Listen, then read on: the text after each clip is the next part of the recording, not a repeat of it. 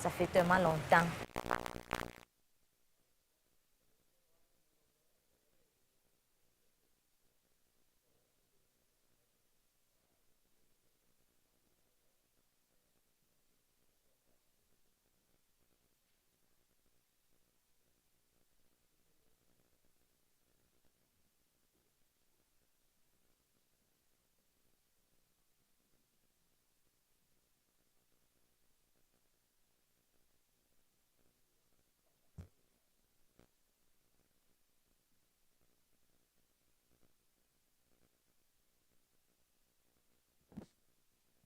All right. Sorry for the technical delay here, but we're here. We're ready to go. Good morning, All Saints Church. It is good to see you all here in person, and hello to folks that joined us online. My name is Thomas Diaz. My pronouns are he, him, and I'm on staff here as your Director of Connection and Care. Continued happy Pride Month, and we're here to celebrate all that it liberates us during this wonderful season of Pride here at All Saints Church. Today we have a treat for us during this forum. I am so pleased to have Shaun Kadlec join us in the forum and give us a snippet of his projects that I think you all are going to find just fascinating. And we're going to have a discussion about the projects that he has currently produced and is currently overlooking, and a discussion about what they mean for us and what we can learn from them. So, Shaun, thank you so much for being with us. And tell us a little bit about yourself and who you are, and just kind of what brought you to be the person you are today. Thank you so much for having me, and thank you all for coming. It's so lovely to see you. I'm going to turn my chair this way a little bit because we're all over here. My name's Shaun Kadlec, he, him. I grew up in a very small conservative town in a family that was not accepting of queer identities, and was a very artistic, creative child, and I think had, from a very early age, had a lot of tension between expressing who I was and doing the things I wanted to do, and having a family that was, paradoxically very loving, but also there were very clear boundaries about gender expression and sexuality that were not to be crossed. And I learned very young that if you cross them, the consequences are terrible. And so in a lot of ways, I learned to be small and to hide. But at the same time, I loved school, and I got to do all kinds of creative projects in school. And so I learned to perform and to create also at the same time. And I think that tension has actually, in an odd way, I've been able to use some of it in my documentary practice. So I was first in my family to go to college. I was just desperate to get out of the small town where I grew up and experience the world. And when I was in school, I got to go study abroad in Sri Lanka, which just totally changed my life. It was really, really almost my first time leaving the country. And it was just such a great experience. And then after college, I went back to do a Fulbright fellowship there. And that was when I did my first documentary project. And so in finding the camera and finding this role as a witness and someone who accompanies others and a storyteller, it was this funny balance of participating but also disappearing, which I had learned to do. But it was in a way I was able, I guess, to reclaim that and find positive benefit in being able to do that. Because I think the films I have made have been generally very intimate and quiet, and people often remark that it feels like there's no camera there, and that they're surprised in some ways that this was recorded. And I think part of that is just being very empathetic and attuned to other people, and being able to fit into that world without changing it too much.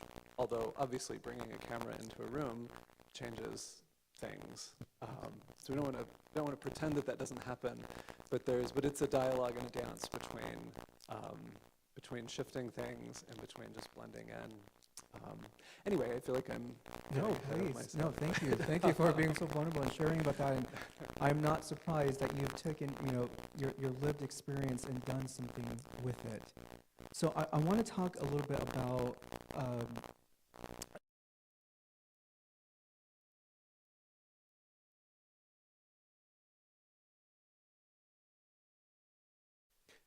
So my first feature-length documentary is called Born This Way. It's about the queer community in Cameroon in Central Africa.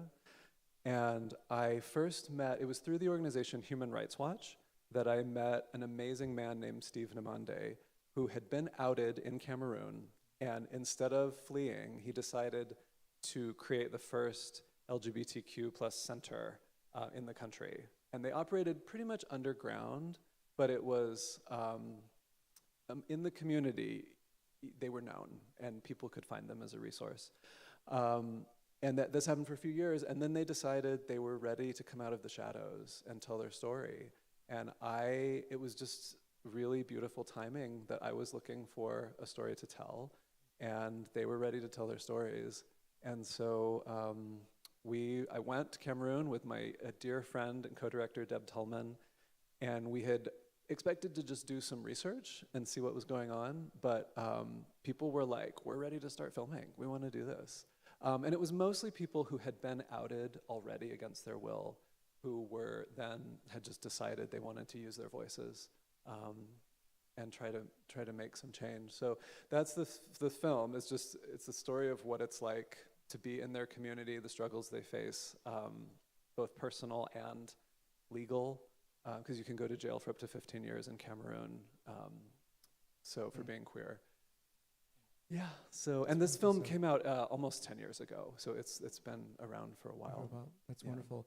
And I believe you have a clip. Do we want to show that? Yeah, right now? I brought a clip to share that is, so one of the main participants in the film is a woman named Gertrude, and she was on the path to become a nun in the Catholic Church. And this clip, after we had filmed for a while, she decided she wanted to come out to the Mother Superior who had sort of raised her. And she asked us to come with her and to participate and witness this incredible moment for her. So I thought this was a good clip to share here in Pride Month. Great. Okay, let's take a look. Get out of the way.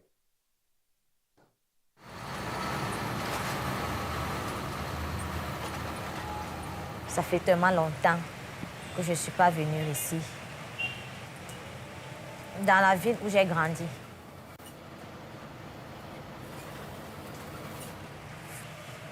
Ma première émotion, c'est la joie.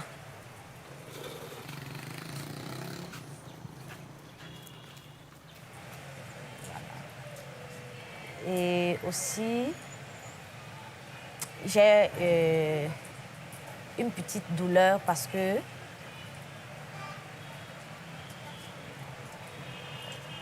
ce que j'ai laissé en partant, je n'ai pas retrouvé.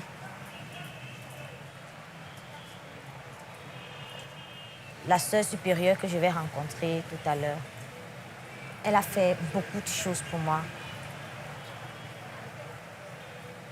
Et il y a l'occasion de l'avouer, mon orientation sexuelle. Mais j'ai peur de sa réaction. J'ai peur qu'elle change.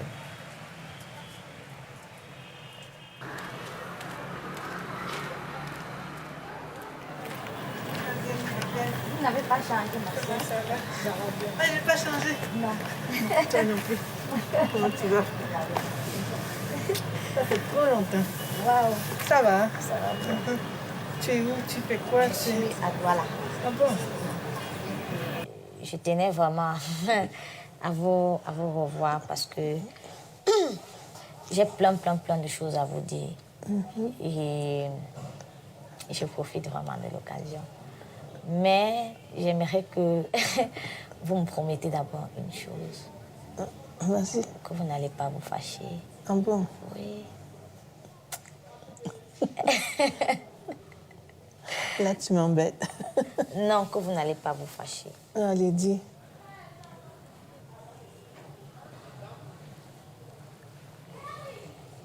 Vas-y.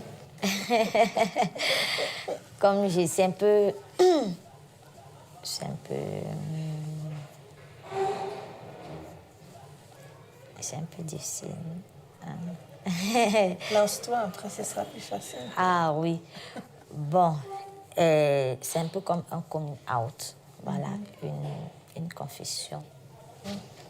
Je vous dis parce que vous êtes ma mère, plus que ma mère même. J'ai découvert en quelque sorte, je dirais, mon orientation sexuelle.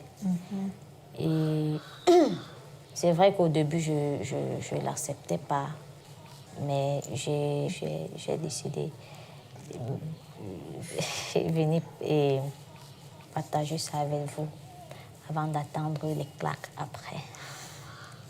Pourquoi les claques? Je ne sais pas. Il faut avoir le respect des personnes, non? Et le respect de leur identité. Tu veux qu'on fasse quoi?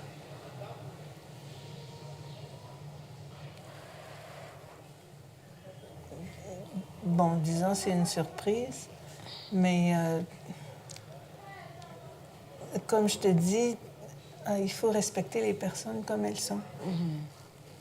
Bon, il y a l'aspect moral. En tant que religieuse, je prends en compte l'aspect moral, mais aussi il y a ce que la personne est vraiment, ce qu'elle pense être au fond d'elle-même.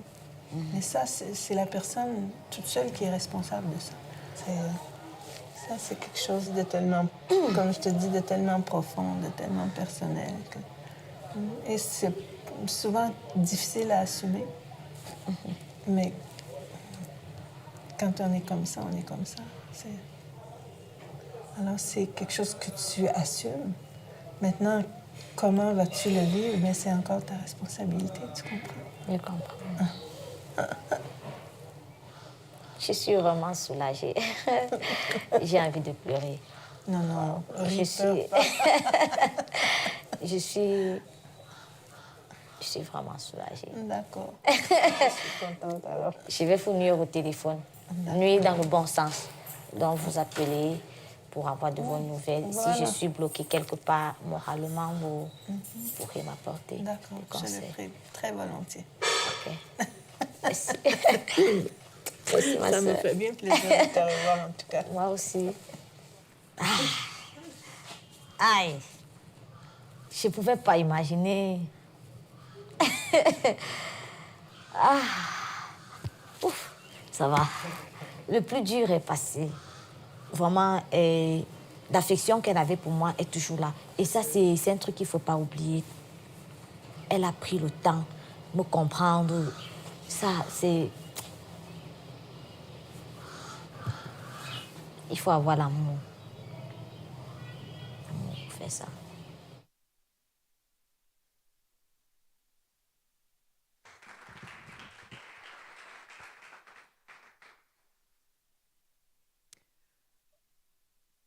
I want to ask in just a moment what that experience like was for you to be present for that exchange. But, one thing that's coming to mind is how much we're in need of more of this expression of coming out. Because I think so often, especially in mainstream media and social media, the main capture, particularly here in the West and in the States, is that coming out is just, which is true, there are awful exchanges and awful experiences that happen where they don't end in a relief and the idea that, it's done, right? It often comes with, now what am I going to do?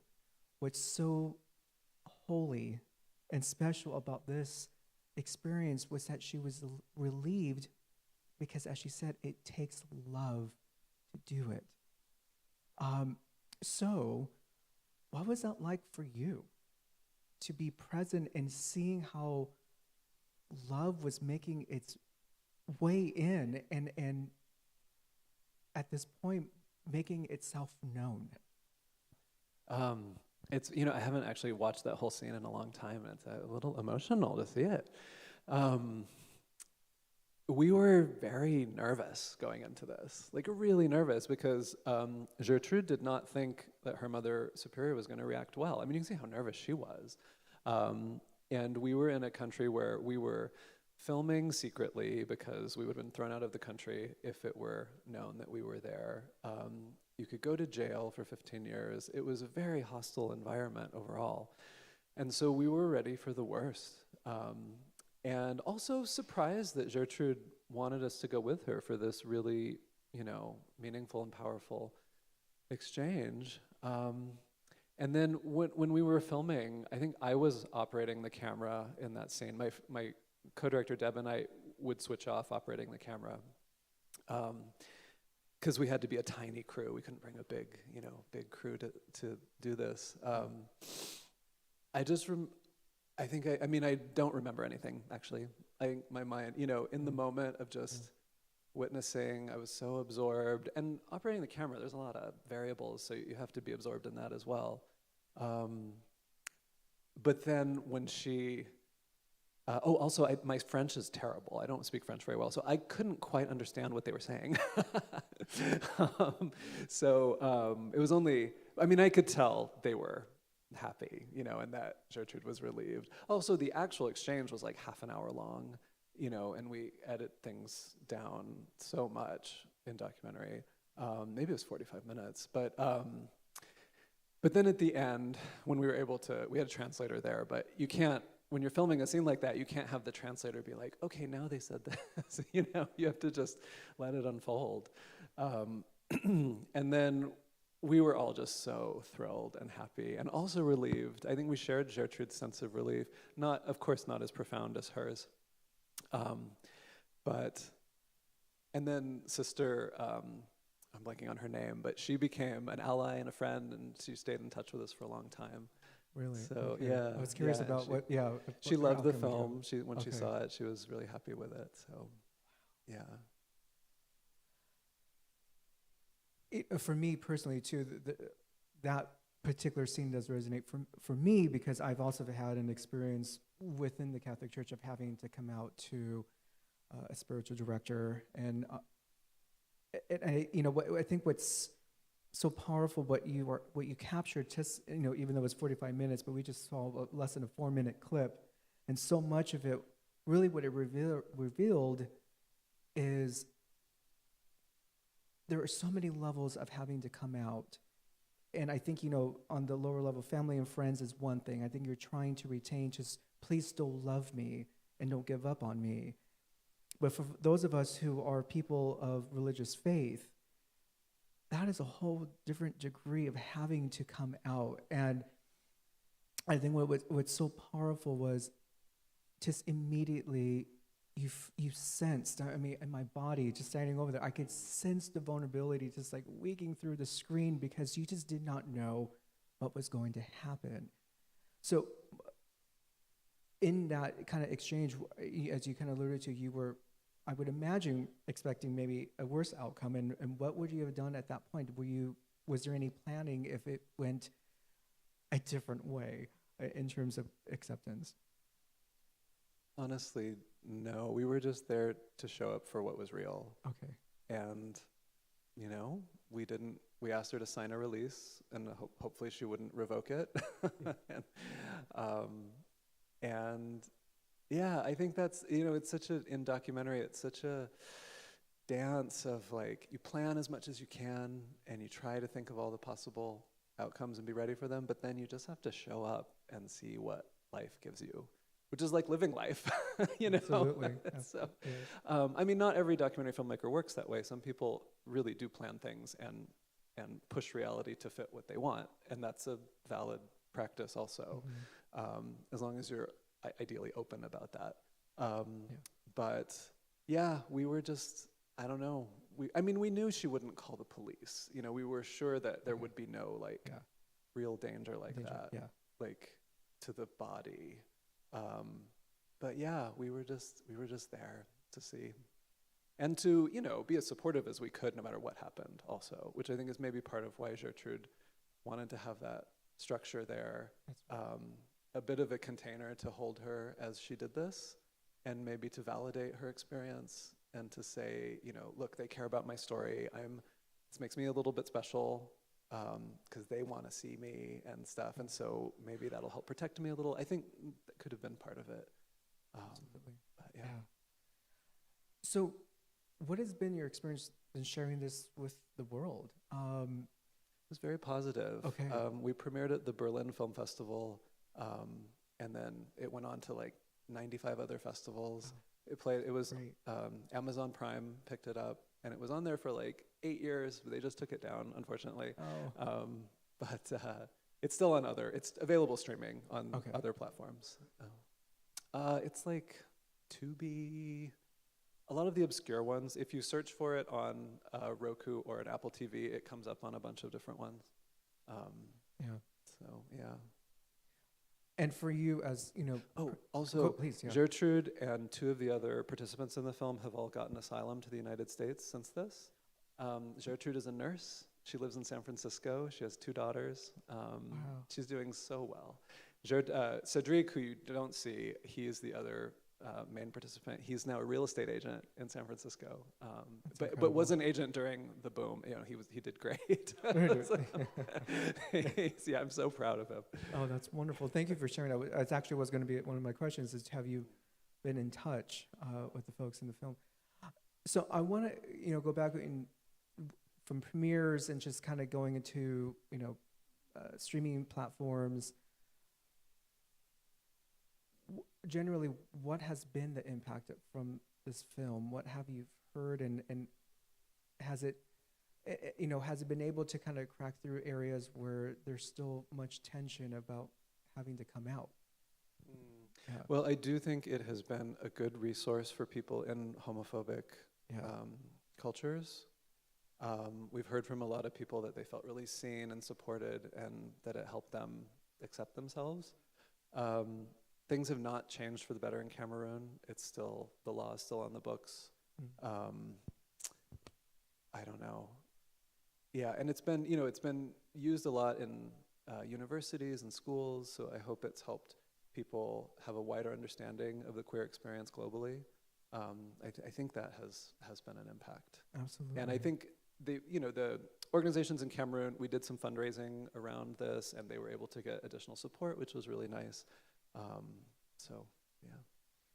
And I think you just hit it there, how much this is a kind of global kind of queer experience, and that we're not just capsulating it just here in the States, which is its own kind of region of what happens. So that's what's really, really powerful about that.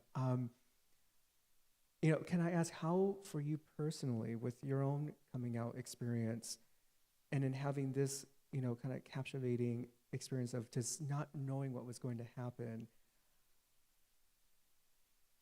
could you see a part of yourself maybe being relieved just by this particular exchange? Because I'm saying that for me, because I'm experiencing that literally right now, and I have to process this throughout the day. But for you, just what you shared earlier with us, how captivating this the whole experience must have been just for you as the person behind making this happen.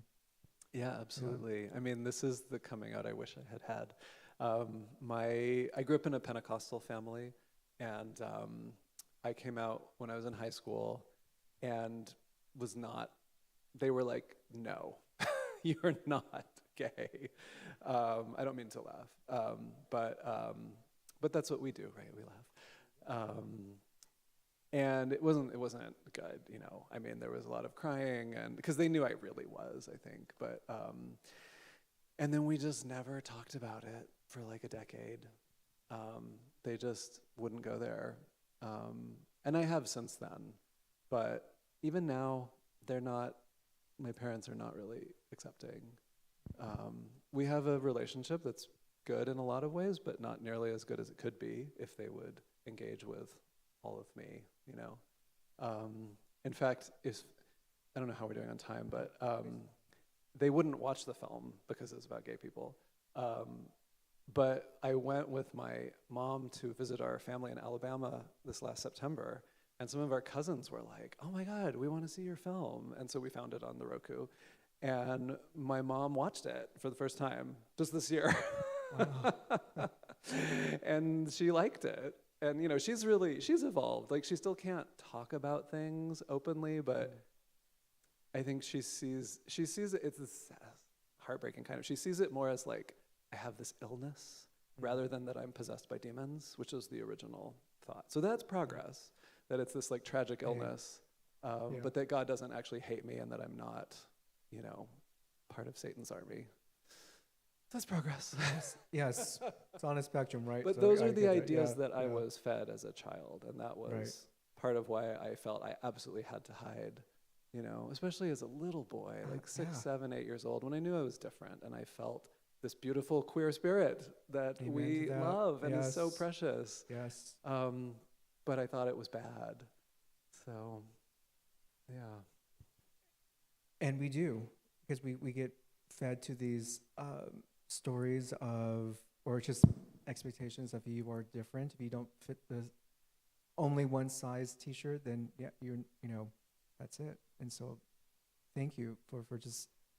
I'm glad to hear that the outcome, with the progress that family is making with you, and it's just how the through line of just having this experience with Born This Way. And so, this is not your only project, and we're going to move on to another one. But before we leave, Born This Way, given that it's been so many years now, it's been out there, what is still your hope for this documentary, and is it still kind of circulates globally? Yeah, I hope. I think we still, especially in the West and the global North, we don't have a lot of empathy and connection with queer communities in the global South, and so I hope it can build some of that and help us connect. And I hope people in those communities can see their stories. And I don't know, I hope people can connect and feel like they're reaching beyond their own understanding of the world and expanding it a little bit to other hearts and what they're experiencing. Indeed. Thank you for that. So let's move on to Possible Selves. Tell us a little bit about the project and the documentary. Yeah. So a few years after I finished Born This Way, a producer that I had worked with on that film got to know an organization called First Star, and they are a college access program for foster youth. And they bring a group of 9th graders into the program and support them all the way through high school in the hopes of getting into college. Because currently, there were just some new statistics that came out. In California, only about 60% of foster youth graduate high school, and only it's a very small percentage start college, and only about 3% complete a degree of foster youth who reached adulthood while in foster care. So this was another hidden community in a way, because in order for foster youth to tell their own stories, they have to have permission from a judge. They can't just go on camera. So this organization had just gotten permission actually for their group of students to be filmed. And so they asked me to come meet them, and I was absolutely blown away. They were just so amazing. They were full of hope and life, even though they had experienced so much pain and trauma. Because to be in foster care, I mean, as All Saints has this amazing foster care project, which is incredible, yes. As you know, most foster youth enter the system because of abuse or neglect that's very often related to substance abuse by parents and untreated mental illness, and very often a combination of both. And so the kids have had really difficult experiences. And then they come into this program and they say, hey, actually, you have a beautiful future ahead of you, and we want to support you to get there, which is what Foster Care Project also says. So I was in. I started filming way back many years ago, and then one of the main participants in the film became a member of the Foster Care Project and is now on the board. So he's a member of the church here. I'm sorry he couldn't be here today, but his name is Alex. Yeah. And he's now in college. He's at Pasadena Community College, City College, and is doing great. He's had hard times too, but he's doing really well. So I was so privileged to be with him through much of his journey in high school, including getting kicked out of a foster family, being homeless briefly, but also having great experiences in his marching band and, making friends and stuff. So anyway, the clip I brought today, because it's Father's Day, I thought this one would be appropriate. So a little bit of Alex's backstory. he was removed from his mom's care and placed with his grandmother. And then he was removed from his grandmother's care because his grandmother's boyfriend became abusive. So he was double fostered in a way. And however, he has a strong connection with his grandmother and the boyfriend, Mike is his name, who showed him a lot of love and care and took care of him and also abused him. Mike may not, he recognizes that he did things that were not cool. He probably wouldn't call it abuse, as you'll see in this scene. But anyway, it feels like this speaks to this question of, complicated families where you get love and you get damage. And so in this scene, Alex is older, he's reconnected with Mike, and Mike is a tattoo artist. And so he's asked Mike to give him a tattoo, and which I think is a really visceral embodiment of this like love, connection, pain, marking, imprinting, how we become who we are from our family, how we want it, how we don't want it. Anyway, so we can watch it. Let's take a look. Okay. All right.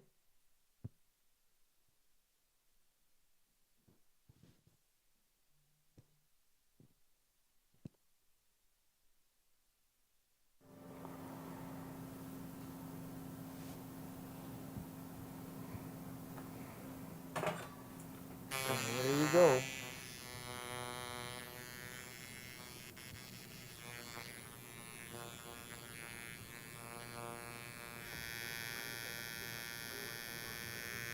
Go ahead. I'll do my best to answer. Okay.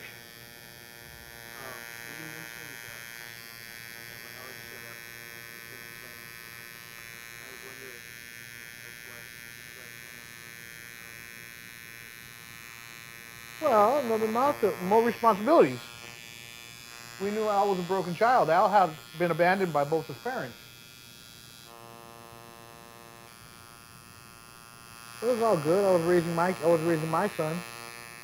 No problem. One more mouth. I had a good job at the time. I didn't think twice about it. It needed to be done.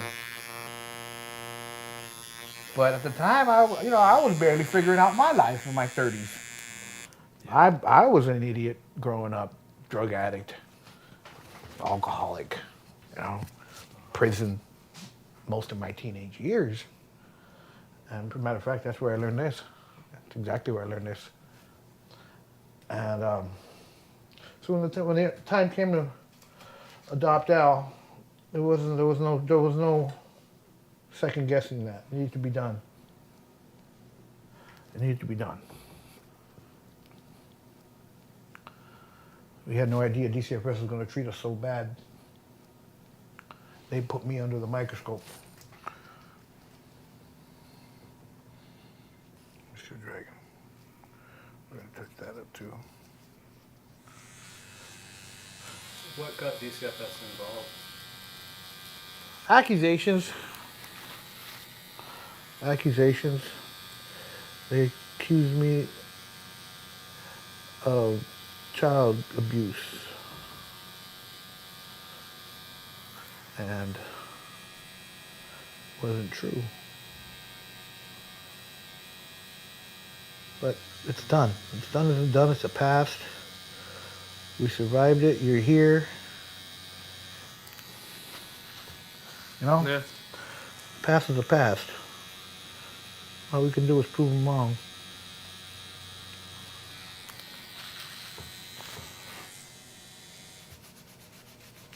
Enough about that. Yeah. I think we're done with that one.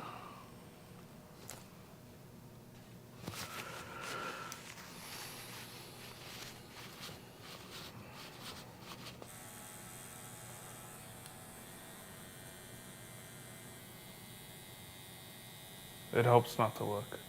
Really? Yeah, a little bit. Yeah.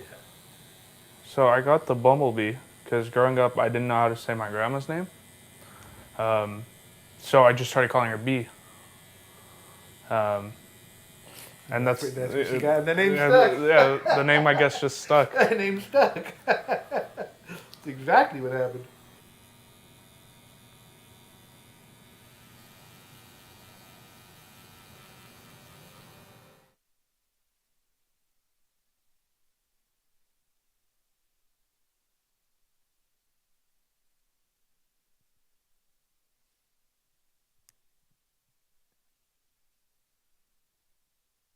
There is something quite, I have to say, just visually. Here we are kind of going into this fairly vulnerable exchange, and you're having this buzzy sound, which is to replicate pain that is moving into the skin, but it's having a different end mark of the outcome. Being done by someone who has admitted the experience of being a foster parent and all, that he went through. What was it like to kind of just capture that moment on film? I mean, it was in a lot of ways similar to filming Gertrude's coming out. I was nervous because, well, was I nervous? Yeah, I was nervous. Because Alex and I agreed that we would ask his uncle about what had really happened. And Alex had told me stories, very specific stories about really, really tough stuff. And so I didn't know how he would respond. And again, it was like, I guess it's like a flow state where you're just like totally in the present moment. I think it was very similar in the other scene. Just asking, I mean, it's like for me, I was operating the camera and this too. Actually, it was just me. I was a crew of one for that scene, which I try. It's hard. That's a tough way to film because trying to get the audio and everything. But I felt like for this, it was so intimate, and that it just needed to just be me and Alex there. And yeah, I guess I was just in the flow, and then I was asking questions in this case. So I was participating much more. But yeah, I don't know. I was like, I guess like playing a sport or an instrument or something. You're just kind of like doing it for that moment. And then after, you're like exhausted. I can imagine. And I think that's the other, I think for both films, what I'm capturing from you is kind of in the moment. Talk about having to be so present, because you're developing more than just not questions. You are literally tapping into the curiosity of the moment. And I think what's so spectacular is that you are capturing an actual lived experience, right? There's no script. It's not even giving the person a chance to have to, think of a response, but it's more of in the moment, you having a human being actually connect to themselves. And I think that's what's so powerful with your work, is that you're capturing this moment of exchange of someone having to go so deep into their soul. And then yet here you have, this instrument that's recording it, but you can tell that it's not present for them, because I think they're kind of, I would imagine you being so present with them is that the camera's just one thing, but really it's about how am I being myself authentically, and it's coming out with that lived experience. So it's just want to give you that credit of how you're able to produce and film and capture those moments is really just wonderful on that. So I want to make sure to give folks, if they have any questions for you, but anything, what's upcoming for you? Any projects or what do you have going for the rest of the year for yourself? Well, first, I just want to thank you for what you just said. Is such a beautiful encapsulation of the mission of like authentic documentary, I think, of like Amen. Yeah. being so present and connected that you allow real life to happen with minimal intervention. So thank you. Of course. Yeah. I have a new documentary project. It's quite different. It's about the social secretaries of the White House who plan all the parties at the White House. Come back. Come back for that, please. But I'm trying to bring this sense of presence and embodiment and Yeah. and you know, being in yourself to that, while also exploring a ton of archival footage and history and really, but also getting to these people bring together some of the most powerful people in the world. And so the big question I have is like, how do these relationships that we don't see publicly shape the history of the world? Yeah. And what does it take to bring people together in a way where they can connect with each other? And the social secretaries are all friends despite political party. Like genuinely, they get together, they support each other. So they're a real beautiful example of just being able to have different opinions and it not being a big deal, you know, and being able to connect and celebrate each other as they are. So yeah. Well, so please, we invite you to come back so we can love to have a discussion and conversation I'd over love that to. project. Yeah. So we can take about 2 questions. Oh, yes, we were at that time. Thank you for that. To our online folks, thank you so much for being with us. We'll see you soon at 10 a.m. service on that side, and we'll take 2 questions here in this room.